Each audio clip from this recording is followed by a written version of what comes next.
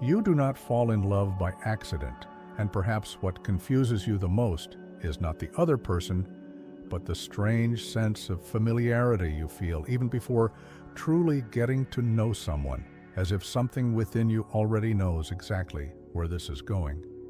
At the beginning, everything seems new, yet at the same time, everything feels far too familiar. You feel intensity.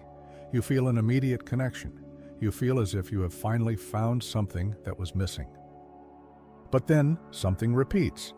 The same kind of distance, the same kind of absence, the same kind of pain. And then a silent question emerges. Why always the same story? Why always the same type of person? Maybe you think it is just coincidence, or that you have simply been unlucky. But something deeper is happening, something that is not outside, but within. There is a pattern you do not see, an invisible movement guiding you, as if your soul were following an ancient script. You change the face of the person, but the feeling remains the same. At first, it is intensity, then it is insecurity. And in the end, it is absence. And even so, you try again, as if something inside you insists, as if there's a need to repeat, and perhaps there truly is. Because this repetition is not a mistake, it is language, a silent way your mind tries to show you something that has not yet been understood, something that has not yet been integrated. And until that happens, you keep falling in love with the same type of person, even while believing you are choosing something different. But deep down, you are not choosing, you are being led. There is a hidden mirror in every encounter, and you do not notice it.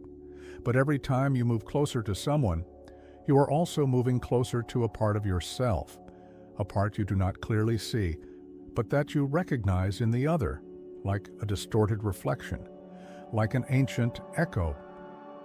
You do not fall in love only with the person, you fall in love with what they awaken within you. And that is not conscious, it is automatic, it is deep, it is psychological, because within you there are images, emotional memories, old sensations, and they seek continuity, they seek repetition, as if they want to be seen, as if they want to finally be understood. And then you meet someone who activates exactly that, who touches exactly that point, and it feels like connection. But often it is recognition. Recognition of something unresolved, of something unprocessed, of something that still lives within you. And the most curious part is that what attracts you the most is often what hurts you the most later. Because it is not only attraction, it is identification. It is as if you are trying to complete something, but using the other person as the path. And that creates a cycle that begins with enchantment, moves through intensity, and ends in pain. And then it begins again, with another person, but with the same emotional structure.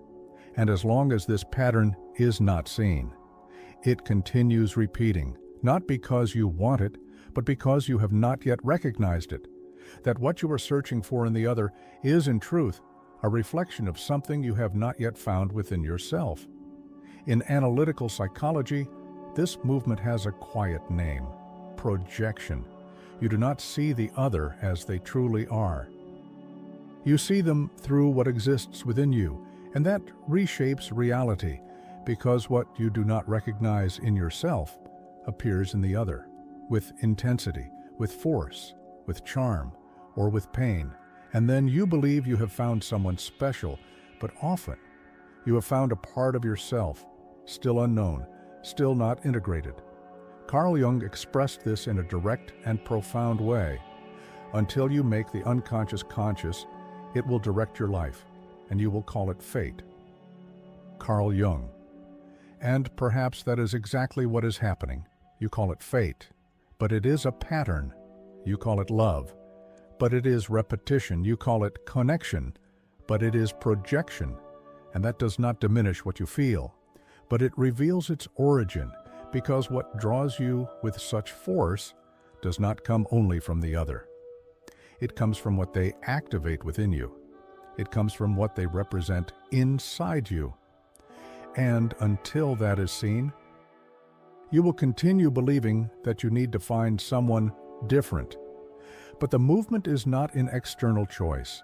It is in internal awareness, because it is not the type of person that needs to change.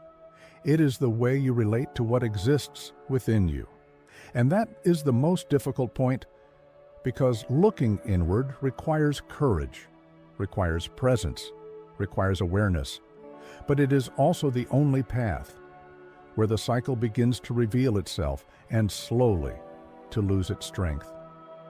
When you begin to notice the pattern, something changes in silence, not abruptly, not like a rupture, but like an inner distance, a subtle space between you and what once controlled you. You still feel, you still engage, you still move closer. But it is no longer the same, because now there is awareness. And awareness does not eliminate pain, but it transforms your relationship with it. You begin to notice signs you once ignored, small gestures, small absences, small repetitions, and instead of losing yourself completely, you observe. And that observation changes everything, because you are no longer carried away. You begin to perceive the movement, and in that space, something new starts to emerge. It is not a quick solution. It is not a perfect ending, but it is a different presence, a quieter way of being. You no longer need the other to fill everything, nor to confirm what you feel is missing, because something within you begins to sustain itself, even if it is still fragile, even if it is still being built, and little by little.